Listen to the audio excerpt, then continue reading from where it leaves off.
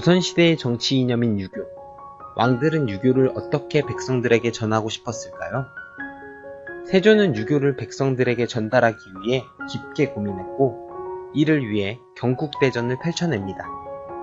성종 때 완성된 이 경국대전은 나라를 다스리는 기준이 되는 최고의 법전이자 유교 정신을 깊게 담아 백성들의 생활에도 큰 영향을 끼쳤는데요. 현재 우리나라의 헌법과 비슷한 점도, 다른 점도 있습니다. 오늘날의 법전과 한번 비교해볼까요? 먼저 비슷한 점으로는 조선시대의 노비에게도 출산휴가가 존재했습니다. 여성 노비의 출산휴가는 90일이었으며 필요에 따라 남편도 출산휴가를 신청할 수 있었습니다. 땅과 집을 사면 100일 안에 관청에 보고해야 하는 점, 그리고 형벌의 기준이 정확히 정해져 있다는 것 또한 오늘날과 비슷하답니다. 하지만 오늘날과는 다르게 유교 정신이 근간이 된 법전이니 오늘날의 사회의 모습과 다른 점도 있겠죠?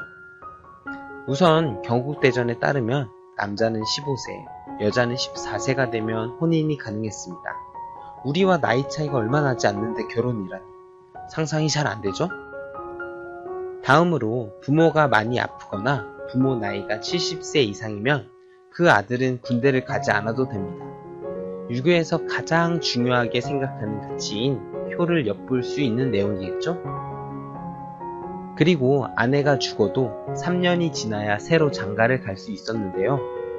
개인의 자유가 보장되는 오늘날과는 다르게 부부간에 지켜야 할 덕목이 강조된 부분이라고 볼 수 있겠네요.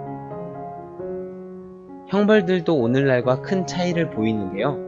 우선 죄인의 엉덩이를 치는 태형과 장형은 죄질에 따라 무려 100대까지 집행되었다고 합니다.